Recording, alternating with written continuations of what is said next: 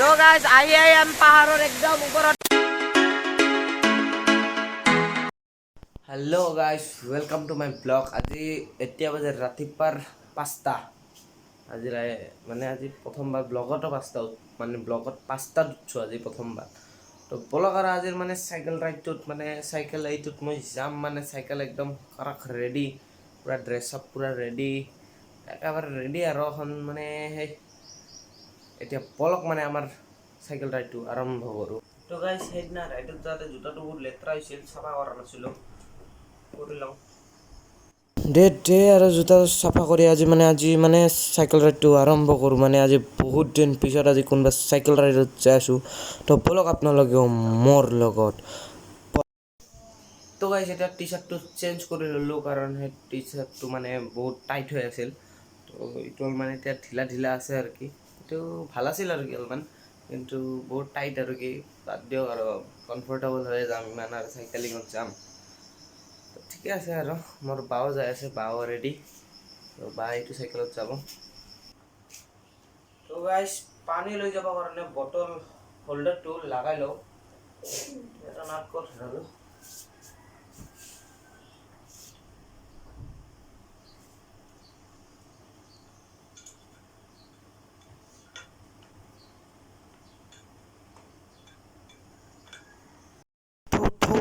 কিবা এটা কৰিব গ'লে কিবা এটা হৈয়ে যায়। এটা নাট পালোঁ, এটা নাট ক'ত বা হেৰাই গ'ল, এই মাত্ৰ আনিছিলোঁৱে, ক'ত বা হেৰাই গ'ল, কি কৰোঁ।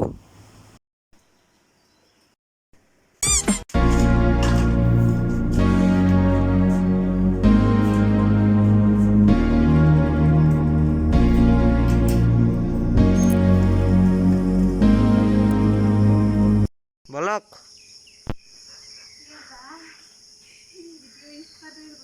ৰেডি। তো দেখাতে দেখাতে আমাৰ ব্লগটো আৰম্ভ হৈ গ'ল, ব্লগৰ লগত আমাৰ ৰাইডটোও আৰম্ভ হৈ গ'ল।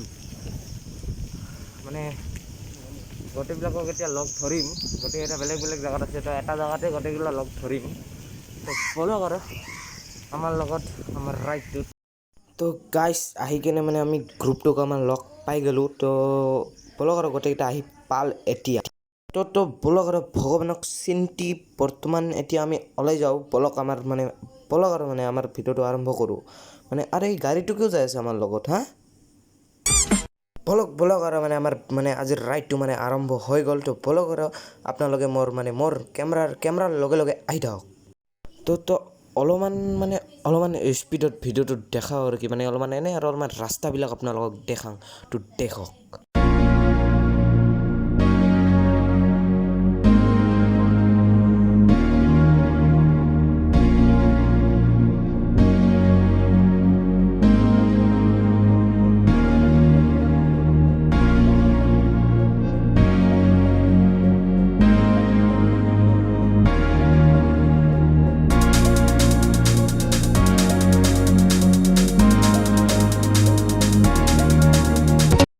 তো এতিয়া আমাৰ গোৱালপাৰ ৰেলৱে লাইনটোত এতিয়া ডাবল লাইন হৈ গ'ল। এতিয়া ডাবল লাইন এতিয়া চলিব আৰু কি হৈ গ'ল আৰু এই ষ্টাৰ চিমেণ্টৰ এডভাৰটাইজ চোনে মোৰ মোবাইলত আহি গ'ল, ন' প্ৰমোশ্যন ৰে, মজা এখন একদম ফাইভ ট্ৰেইন চলিব দে, ট্ৰেইন চলক আৰু আমি আমাৰ ৰাইডটো চলাই যাওঁ এতিয়া।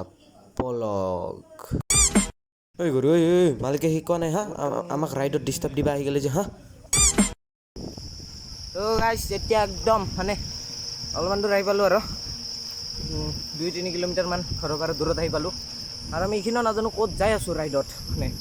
আমি অলপমান বেলেগৰ পৰা বেলেগ টাইপৰ, আৰু আমি ডেষ্টিনেশ্যনে নাজানো ক'ত যাওঁ। আমি খালি নেচাৰ চাব ওলাইছোঁ, দেখক নেচাৰ ইমান ধুনীয়া এইফালে। তো বলক আৰু অলপমান বেলেগৰ পৰা বেলেগ, বলক। ট্ৰাকটো বেয়া হৈ গ'ল বেচেৰা। তো গাইজ আহোঁতে যি পানী ষ্টাৰ্ট হ'ল, কি ক'ব আৰু, মোৰ মাত দিয়া আৰু নাই, দেখক পানী। বেয়া বৰষুণ এতিয়া আৰু ব্লগ বনোৱা নাযাব। এই ৰাখোঁ এইটো মোবাইল এটা মোৰ বেয়া হৈ যাব ন এতিয়া, আৰু কালিৰ পৰা আপোনালোকে পৰহিৰ পৰা আপোনালোকে ব্লগ চগ নাপাব, তেতিয়ালৈ ৰাখোঁ। তো ভগৱানক চিন্তি ওলাইছিলোঁ আজি যাবা কাৰণে, ভগৱানে এই দেখাল পানী, আমাৰ ৰাস্তাত পানী পেলাই দিল। ভগৱান কি কৰিলোঁ আপুনি।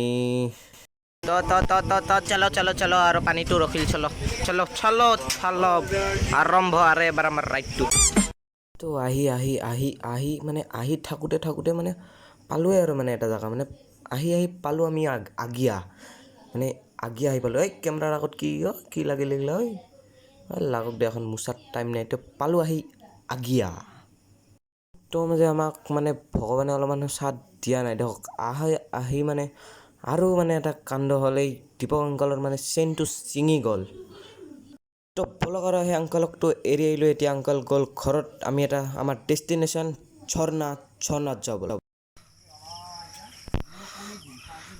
ফটোশ্বুট উফৰে কি ভিউ লাগি আছে ইয়াতে থাকি যাওঁ মানে কি ধুনীয়া পাহাৰ আৰু আমি এই পাহাৰৰ মাজে দিয়ে যাই আছোঁ মানে যাই আছোঁ কমচে কম আৰু বোলে 12 কিলোমিটাৰমান ভিতৰত সোমাব লাগিব তেতিয়াহে আমি হাতীগাঁও কিবা এটা ঝৰ্ণা পাম তো বলক আপোনালোকে মোৰ লগতে বলক তো এইগিলা আৰু কি আৰু এইটো দীপাংকৰ দা এতিয়া আৰু আমাৰ গ্ৰুপৰ 3টা বাকীকেইটা গোটেই পিছফালি আছে আৰু আমি মানে একদম টপত আৰু বেষ্ট ৰাইডাৰ আৰু আমি মানে বেষ্টৰ পৰা বেষ্ট ৰাইডাৰ তো বলক আৰু আমাৰ লগত বলক ফাইনেলি গাইছ আহি পালোঁ এটা আমি ঝৰ্ণা তো ঝৰ্ণা এটা দেখাই আছোঁ দেখক তো গাইছ আহি পালোঁ ঝৰ্ণাটো চাউণ্ড পাই আছে বোধহয় ঝৰ্ণাৰ বেয়া চাউণ্ড হৈ আছে বহুত চলালোঁ আজি কমচে কম 30 কিলোমিটাৰ চলাই আহিলোঁ ভিতৰত সেইটো ঝৰ্ণাৰ চাউণ্ডটো বহুত হৈ আছে বৰ্তমান জংঘল চাব নেকি ঝৰ্ণাটো চাওক এইয়া হ'ল ঝৰ্ণা এইখিনিয়ে ভইচটো নাহি আছে বোধহয় চাউণ্ডত এইখিনিয়ে ঝৰ্ণা আৰু কি কৰোঁ দেখাম আপোনালোকক এই ঝৰ্ণাতে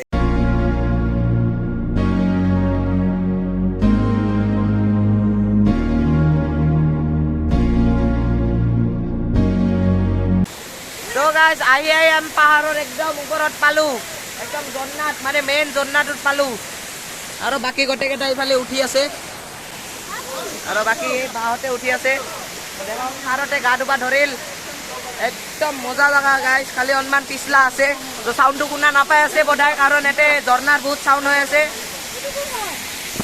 এইবিলাক দেখোন এইটো আমাৰ ছাৰ বাকী ইয়াতে এইবিলাক গোটেইবিলাকে গা ধুই আছে এইটো হ'ল মেইন তো দিনটো তাক কেনেকুৱা লাগিছে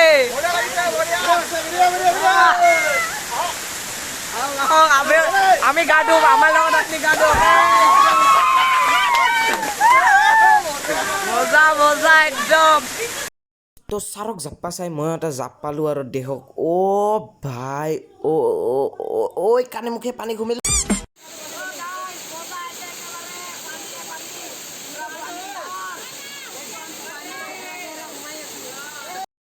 মানুহে যে আহি কেনে এইবিলাক কিবা কিবি বনাই যায় তো ময়ো এটা বনালোঁ আৰু বাবাৰে হ'ল যে গা চা ধোৱা নাইতো আৰু চৰ্দি বৰ্তি হৈ আছে ৰাতি আৰু জ্বৰ উঠিলে আৰু কৰোণা বুলি ভাবি লৈ যাব পাৰে দেই চৌ এতিয়া ঘৰে চৌ আৰু দেই হ'ব দে আজিৰ কাৰণে এইখিনি হ'ব দে হ'ব দে আৰু একো নেদেখাং দে আৰু তো গাইছ এতিয়া গোটেইকেইটা হৈ গ'ল আমাৰ এতিয়া আমি ঘৰত যাব ওলাইছোঁ আৰু লাষ্ট ফটোশ্বুট এইটো আমাৰ বাছ একেবাৰে আৰু ব্লগ চলগ নাবানাং আৰু ঘৰত যায় একেবাৰে ডাইৰেক্ট তো গাইছ 25 কিলোমিটাৰমান আহি কেনে আপোনালোক দেখাই আছোঁ কাৰণ যাওঁতে দেখা নাছিলোঁ এইটোৱে আমাৰ গোৱালপাৰাৰ মেইন মন্দিৰ চলমাৰী মন্দিৰ মানে কালী মন্দিৰ এইটোৱে মেইন মন্দিৰ আমাৰ কালী মন্দিৰ তো গাইছ ৰখলোঁ এতিয়া আৰু কিমান চলাম আৰু 70 কিলোমিটাৰ চলাইছোঁ এই আপি ল'ৰা আমি গোটেইকেইটা মিলি খানা মানে এতিয়া মানে বাটিত মানে আমি আগতে তাতে কিবা এটা খাই আহিছোঁ গাইছ তো মই দেখাব মানে নোৱাৰিলোঁ আৰু কি কফি খাইছোঁ বিৰিয়ানী খাইছোঁ আৰু এতিয়া ইয়াতে আহি কিনে খাই আছোঁ বুম টেষ্টি মালাই গাখীৰৰ একদম বনাইছে একদম বেয়া টেষ্টি তো আমি খাওঁ আৰু আপোনালোকে চাওক তো গাইছ 12টাই বাজিল গাইছ মানে কি ক'ব একেবাৰে ভাগৰ লাগি গৈছে এতিয়াও ঘৰত যাই পাৱাই নাই তো বহুত দেৰি হৈ গ'ল কাৰণ কত প্লেন নাছিল যোৱাৰ মানে যোনফালে যাই আছিলোঁ তাৰে পৰা ঘূৰি কিনে আৰু বেলেগ এটা ঝৰ্ণাত গ'লোঁ চ' বহুত দেৰি হৈ গ'ল তো আজি আৰু ব্লগ কণ্টিনিউ কৰিব নোৱাৰিম বহুত ভাগৰ লাগিছে তো আজিৰ কাৰণে এইখিনিতে ৰাখোঁ thank you so' much for ৱাচিং বাই তো বা এই বাটু মানে চলাই থাকোঁতে ঘপক কৰি আহি থাকোঁতে মানে ৰিটাৰ্ণ হৈ থাকোঁতে গোবৰতে পৰিল না কিহত বা মাটিতে পৰিল তো পৰিছে কাৰণে এতিয়াতো চাফা কৰি দি আছে আৰু সিহঁতে একদম পানী দি চাফা কৰি দিছে চি গোবৰতে পৰিছে বোধহয় ৰে